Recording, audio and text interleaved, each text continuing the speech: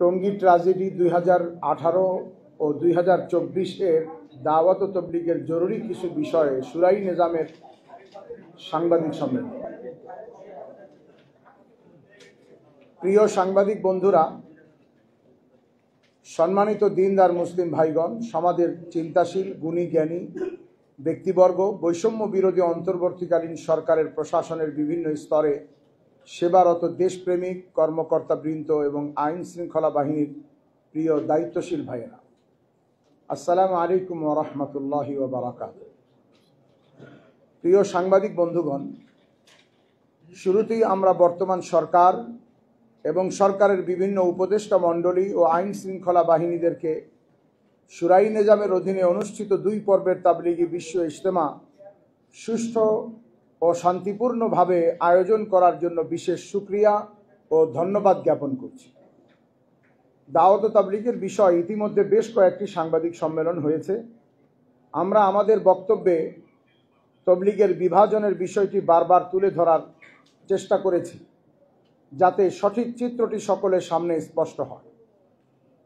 আপনারা জানেন, তাবলিগের এক পক্ষের প্রতিনিধিত্ব করছে ভারতের বিতর্কিত মাওলানা সাদ সাহেবের অন্ধ অনুসরণকারীগণ, যারা মনে করেন মাওলানা সাদ সাহেব সারা বিশ্বের আমির, অথচ ওনারা কোরআন সুন্নাহর আলোকে ওনাকে আজ পর্যন্ত আমির হিসেবে প্রতিষ্ঠিত করতে পারেন না।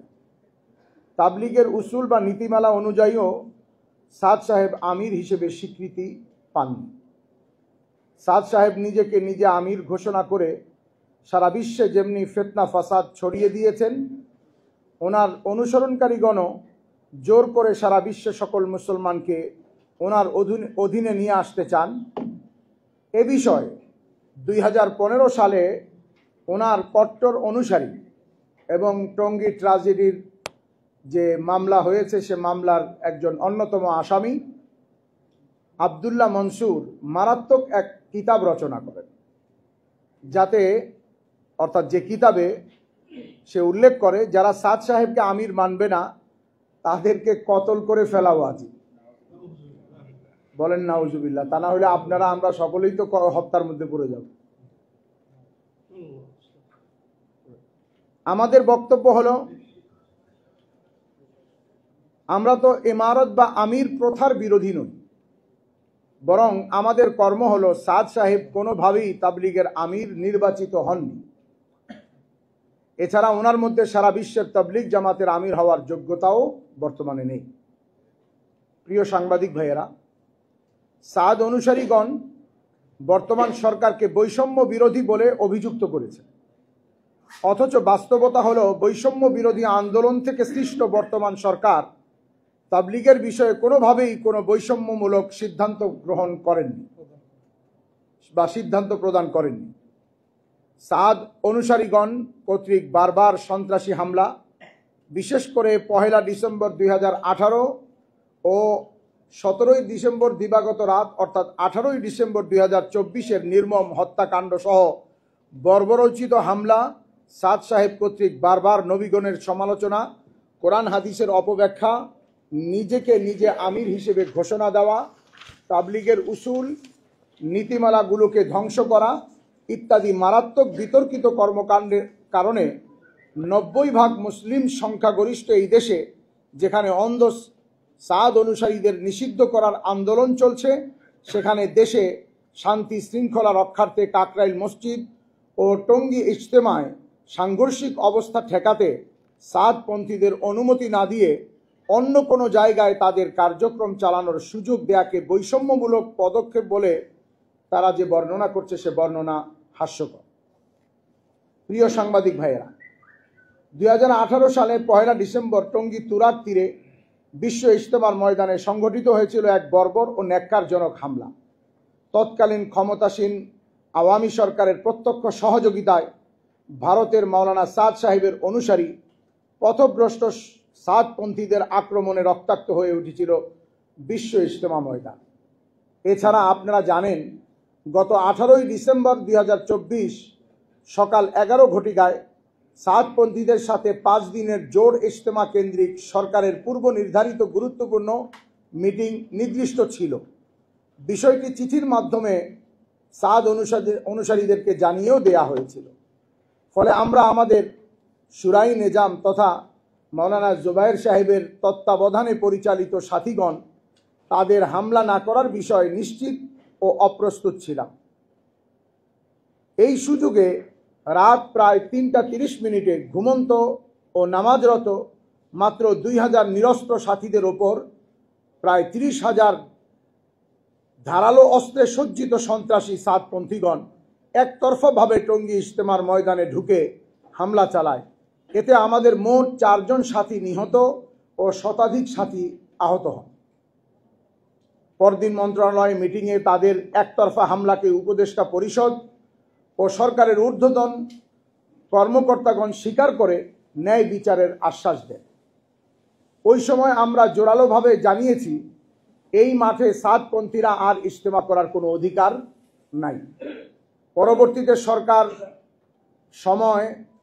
এবছর সময় স্বল্পতার কারণে ও বিদেশি মেহমানদেরকে শুধুমাত্র এবছর তাদেরকে টঙ্গী ইজতেমা মাঠে ইজতেমা করার বিষয়টি বিবেচনা করার জন্য আমাদের মুরব্বীদের কাছে অনুরোধ করতে থাকে, যা বাস্তবায়ন সহজতর করার জন্য বর্তমান সরকার তাদেরকে আগামী বছর থেকে টঙ্গী ইজতেমা মাঠে সাদপন্থীরা ইজতেমা ও কোনো তাবলিগি কার্যক্রমে অংশগ্রহণ করবে না এই শর্তে এবছর 14, 15, 16 ফেব্রুয়ারি ইজতেমা করার অনুমতি প্রদান করে। অথচ সাদপন্থীরা প্রকৃত অবস্থা প্রকাশ না করে বৈষম্য শব্দ ব্যবহার করে সহানুভূতি নেয়ার অপচেষ্টায় লিপ্ত। প্রিয় সাংবাদিক ভাইয়েরা, বর্তমানে আওয়ামী লীগ যেমনভাবে বৈষম্যের শিকার বলে যদি তারা দাবি করে, এর অভিযোগ যেমন হাস্যকর। ভারতের বিতর্কিত একজন ব্যক্তি যে নবীর সমালোচনা করার অপরাধে অভিযুক্ত, তার পক্ষে সমান অধিকার আদায় করার চেষ্টা আর তার থেকে অনেক বেশি হাস্যকর, আপত্তিকর ও অগ্রহণযোগ্য।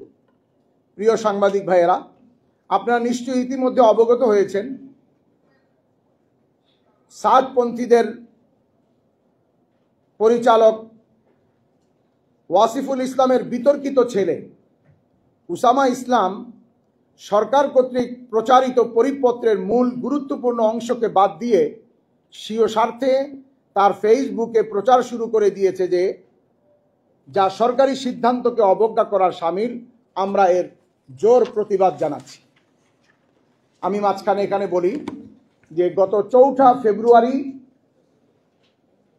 স্বরাষ্ট্র মন্ত্রণালয়ের জননিরাপত্তা বিভাগ থেকে একটি পরিপত্র প্রকাশ হয়, যা আপনাদের অনেকের কাছেই হয়তো আছে। এর মধ্যে 3টি বিষয় ছিল। তার মধ্যে দ্বিতীয় বিষয়টি ছিল তবলিগ জামাত বাংলাদেশ মাওলানা সাদ সাহেবের অনুসারীগণ এর বিশ্ব ইজতেমায় দ্বিতীয় পর্ব আগামী 14, 15, 16 ফেব্রুয়ারি 2025 তারিখে অনুষ্ঠিত হবার পর 18 ফেব্রুয়ারি 2025 তারিখ বাদ মাগরিব মাওলানা সাদ সাহেবের অনুসারীগণ ইজতেমা ময়দান প্রশাসনের নিকট হস্তান্তর করবেন। এরপরে একটা প্যারা আসে, তবে তবলিগ জামাত বাংলাদেশ মাওলানা সাদ সাহেবের অনুসারীগণ আগামী বছর থেকে তাদের বিশ্ব ইজতেমা ও তাবলিগি কার্যক্রম টঙ্গীস্থ ইজতেমা ময়দানে করতে পারবেন না। এ শর্ত পূরণ সাপেক্ষে শুধুমাত্র 14, 15, 16, 2025 তারিখে ইজতেমা করতে পারবেন। উসামা ইসলাম সে তার ফেসবুকে এবং তাদের অনুসারী অনেকেই এটাকে ফলো করে তারা প্রচার করতে থাকে। সরকারের এই প্রজ্ঞাপনের বিষয়বস্তুর মধ্যে থেকে 3টির মধ্যে থেকে 2টি উল্লেখ করে। 3 নম্বরটা অর্থাৎ আগামী 20 ফেব্রুয়ারি তারা আবার আমাদের কাছে ময়দান বুঝিয়ে দিবে প্রশাসনের মাধ্যমে, এই কথাটাকে গোপন করে যান। এবং বিশেষ করে যে তারা আগামী বছর থেকে আর ইজতেমা করতে পারবে না, যেটা সরকারি প্রজ্ঞাপনে সিদ্ধান্তকৃত, এটাকেও সে গোপন করে তার ফেসবুকে সে সরকারের বিরুদ্ধেই প্রচারণা চালাইতে থাকে। আমরা মনে করি এটা সরকারি প্রজ্ঞাপন এবং সরকারি নির্দেশকে অবজ্ঞা করা এবং সরকারি নির্দেশকে গোপন করা, হাইড করার অপরাধে তাকে শাস্তির আওতায় আনা হোক, কিংবা সে দ্রুত ফেসবুকের মাধ্যমে যেভাবে সেই অন্যায় করেছে সে আবার জাতির কাছে ক্ষমা চেয়ে এটাকে ঠিক করে নিই। পরিশেষে আমরা জনাব ওয়াসিফুল ইসলাম সাহেব সহ সাদ অনুসারী ভাইদের আবারও উদাত্ত আহ্বান জানাচ্ছি, আসুন সত্যের দিকে ফিরে আসুন, ইসলামের শান্তির পথে ফিরে আসুন, নবীর সমালোচনাকারীকে বর্জন করুন, কোরআন হাদিসের অপব্যাখ্যাকারীকে পরিত্যাগ করুন, নিজেকে নিজে আমির ঘোষণাকারীকে ছেড়ে দিন। বিতর্কের ঊর্ধ্বে যে সমস্ত ওলামা মুরব্বীগণ তবলিগের কাজ পরিচালনা করছেন, তাদের তত্ত্বাবধানে দাওয়াত ও তবলিগের এই মহান সুন্দর মেহনতের ছায়াতলে শরিক হন। নিজের ঈমান বাঁচান, তবলিগের এই মেহনতটিকে বাঁচান, দেশকে বাঁচান, দেশের জনগণকে শান্তিতে থাকতে দিন। আর তা না হয় ভবিষ্যতে কোনো কঠিন পরিস্থিতি সৃষ্টির জন্য আপনারাই দায়ী থাকবেন। সকলকে আন্তরিকভাবে ধন্যবাদ। এর সাথে আমাদের কয়েকটি দাবিগুলি হচ্ছে, সুতরাং সাদপন্থী খুনিদের পবিত্র ইজতেমা ময়দানে ইজতেমার নামে ভণ্ডামি করার সুযোগ না দেওয়ার জোর দাবি জানাচ্ছি।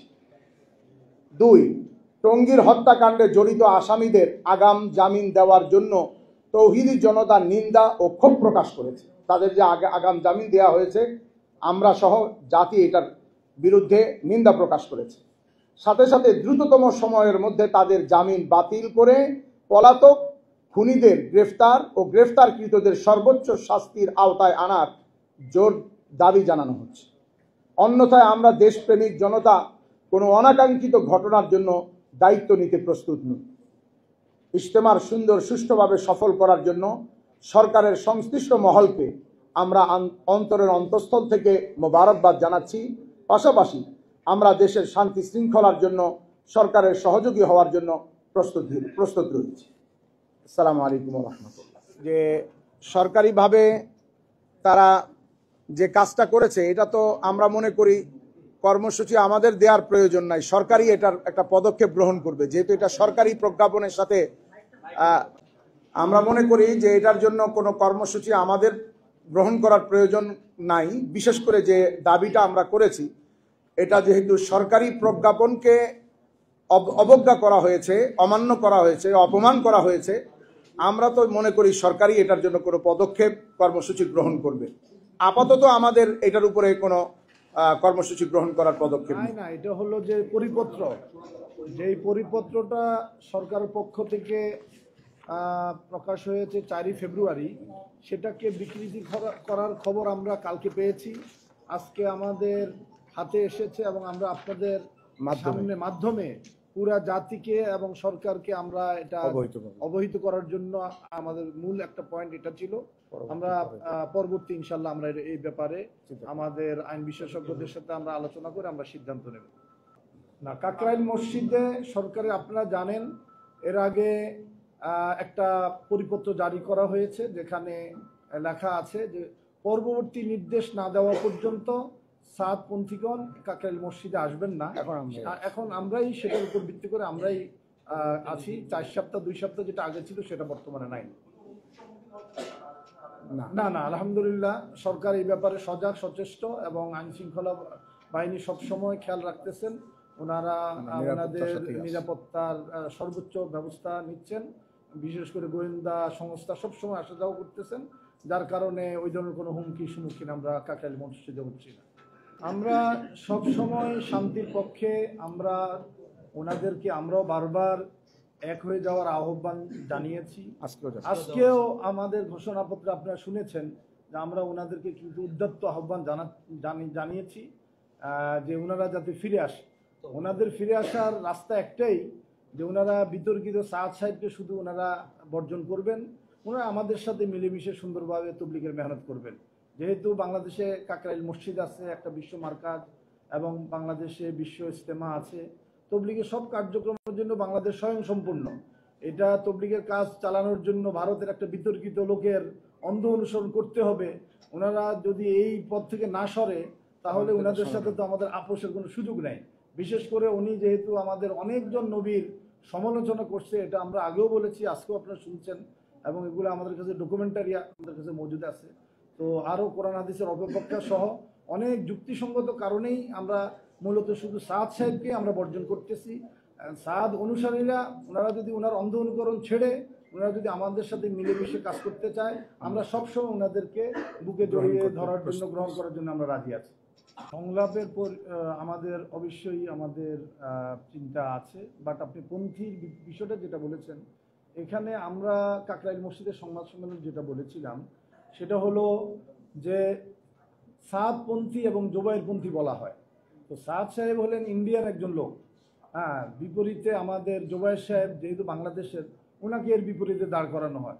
আসলে তো সাদ সাহেব বিতর্কিত একটা লোক তবলিগের ভিতরে, উনি একজন ব্যক্তি যার কারণে এই বিতর্কের সৃষ্টি হয়েছে। এই জন্য সাদ সাহেবের বিষয়টাকে আলাদাভাবে আমরা নিচ্ছি। আর আমাদের একটু আগেও দেখলেন যে আমরা পড়ছি যে আমাদের সুরাই নিজাম হিসাবে আমরা আমাদেরকে পরিচিত করতে চাচ্ছি, আর সেটা হলো আমাদের মাল্লা জোবায়ের সাহেবের তত্ত্বাবধানে আমরা চলি, অতটুকু আমরা ব্র্যাকেটে লিখে দিয়েছি।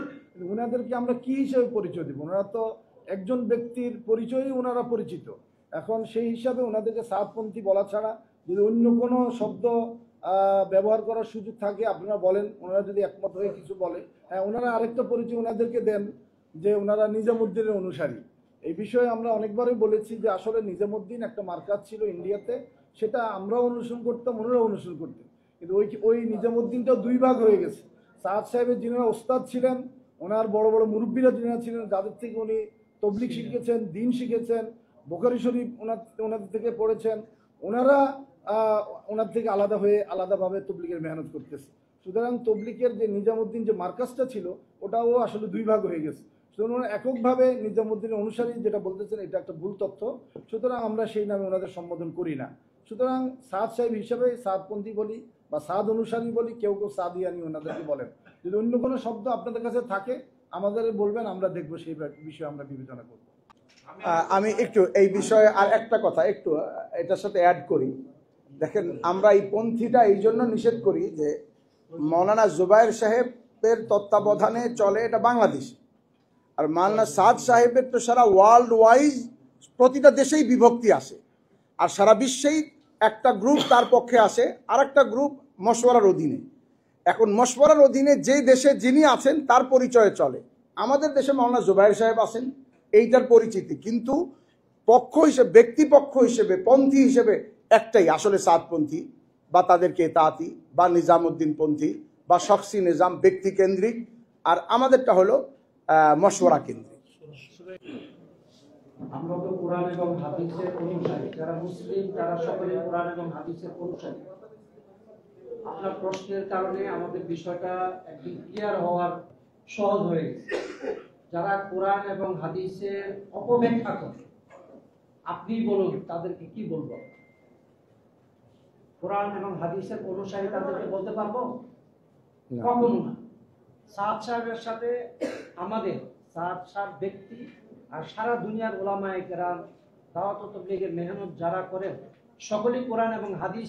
সাদ সাহেব যেহেতু অপব্যাখ্যা করেন, তাহলে ওনাকে আমরা কোরআন এবং হাদিসের পন্থী বলতে পারি না। পার্থক্যটা এখানে, আর কোনো ইখতিলাফ নাই, আর কোনো দূরত্ব নাই। অনেক ভাইরা বলছেন যে সংলাপ তো এখানে জমি জমা কোনো কিছু নিয়ে ভাগাভাগির বিষয় হলে সংলাপ, কোন ভাগে কতটুকু যাবে, এখানে ভাগাভাগির বিষয় না। যারা কোরআন এবং হাদিস নিয়ে কটাক্ষ করে, যারা সাহাবায়ে কেরামদের সমালোচনা করে, যারা আম্বিয়ায়ে কেরামদেরকে কটাক্ষ করে, তারা কোরআন এবং হাদিসের পন্থী হইতে পারে না। এটা চূড়ান্ত সিদ্ধান্ত, ফতোয়া যেটা, এটা আমরা বলি না।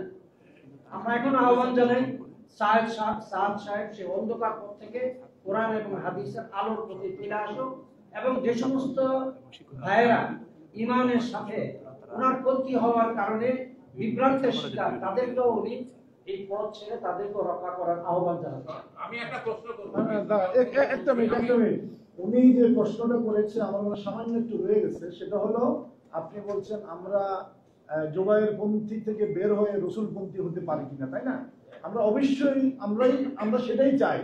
আমাদেরকে যদি আপনারা সেই নামে ডাকতে পারেন আমরা খুব খুশি হব, কিন্তু আমরা জুবায়ের পন্থী নামে আমরা পরিচয় নিজেদেরকে কখনোই দেই নাই। আমরা তো আমাদেরকে জুবায়ের পন্থী বলি নাই। হ্যাঁ, এটা আমরা অবশ্যই চাই, পারি, এবং আমরা জুবায়ের পন্থী থেকে আমরা বের হয়ে আসতে চাই। এই ব্যাপারে আপনাদের সহযোগিতা কামনা করছি। আপনারা আমাদের ঘোষণাপত্রই দেখেছেন যে আমরা বলেছি যে সরকারের উচ্চ পর্যায়ের যে মিটিং হয়েছিল 18ই ডিসেম্বর, ওখানে আমরা ওনাদেরকে জোরালোভাবে তুলে ধরেছি এই হত্যাকাণ্ডের পরে বিশেষ করে আগে থেকে একটা আলোচনা চলতেছিল, কিন্তু এই হত্যাকাণ্ডের পরে সাতপন্থীরা আর এই টঙ্গীর মাঠে, যেই মাঠে তারা হত্যাকাণ্ড ঘটিয়েছে এই কিছুদিন আগে, এই একই জায়গায় তারা কোনোভাবেই ইজতেমা করার নৈতিক অধিকার রাখে না। ওই অবস্থানে আমরা আগেও ছিলাম, এখনো আছি। বাকি সরকার যেহেতু সিদ্ধান্ত দেওয়ার মালিক সরকার, ওনারা আমাদেরকে অনুরোধ করে যাচ্ছেন যে আমরা এই শর্তে পারমিশন দিচ্ছি, তারা সামনের বছর থেকে আর ইজতেমা করতে পারবে না, তবলিগ কার্যক্রমে অংশগ্রহণ করতে পারবে না। সুতরাং আপনারা এটা মেনে নেন, আমরা চুপ আছি এতটুকু। আমরা আমাদের কোনো সমর্থনও দিই নাই, আমাদের কোনো পারমিশনও দেই নাই, আমরা অপারগ আছি, এই এতটুকু।